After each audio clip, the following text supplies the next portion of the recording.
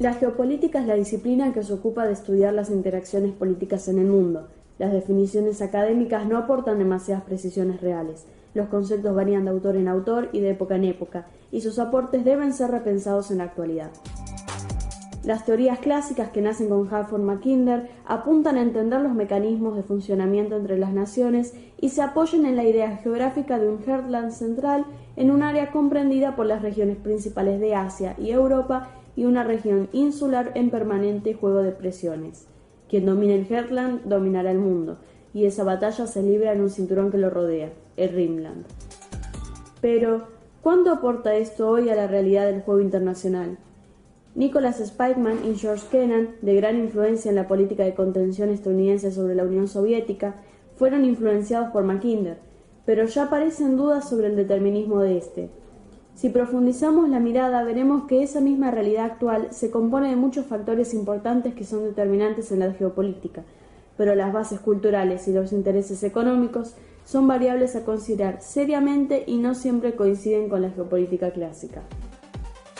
La idea de una cuna civilizatoria es atractiva porque le da sentido a la noción de un heartland representado por Rusia y China, y de otra insular que es el mundo anglosajón, trabados en lucha desde hace muchos siglos.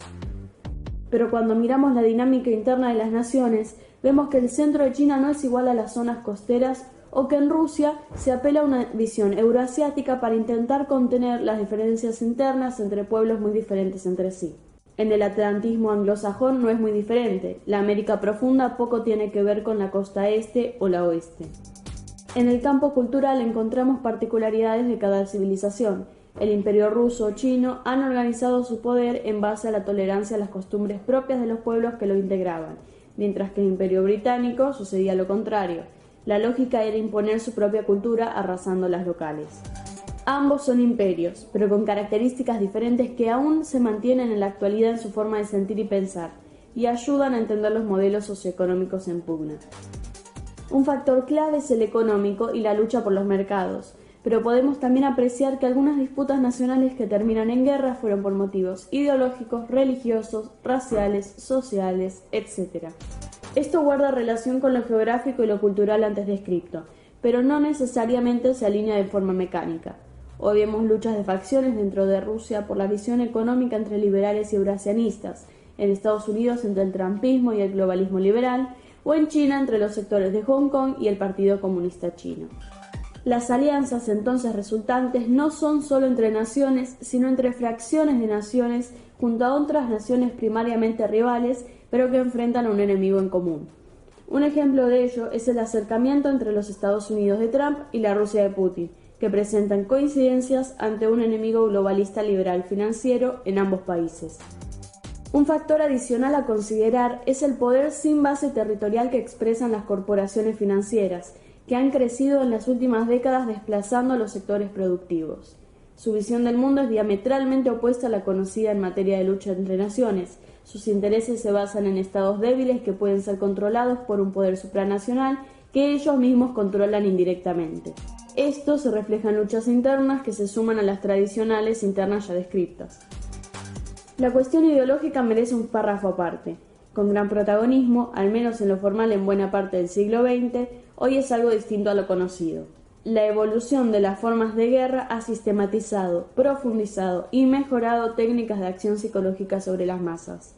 La aparición del concepto que los coroneles chinos Xiao Liang y Wang Xiangxi definen como guerras irrestrictas, donde la utilización de la cultura, tradiciones, valores, religión y todo aquello que sea útil para atacar para minar la unidad y la voluntad de resistencia se utiliza como preámbulo de cualquier agresión armada. Confundir, quebrar su cohesión interna atacando sus bases sociales, quitar la razón de lucha, terminar con la épica y la trascendencia, son armas que un enemigo empleará contra una nación a la que pretende conquistar.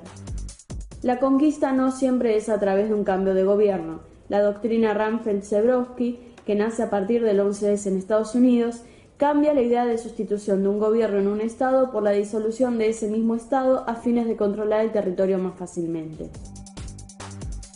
Los cambios tecnológicos es el último de los grandes eventos a considerar hoy en cualquier análisis geopolítico.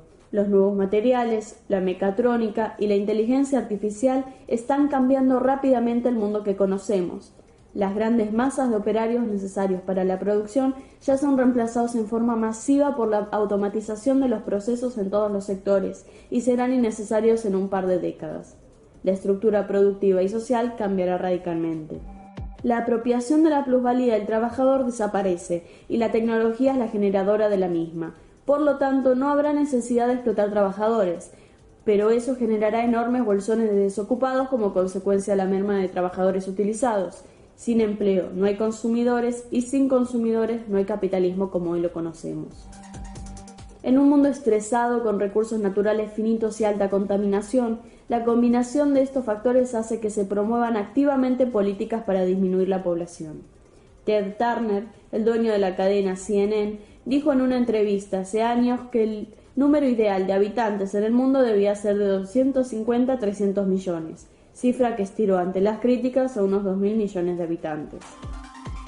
¿Quiénes serán los más de 5.000 millones de población excedente? La respuesta es aterradora y no nos queda mucho tiempo.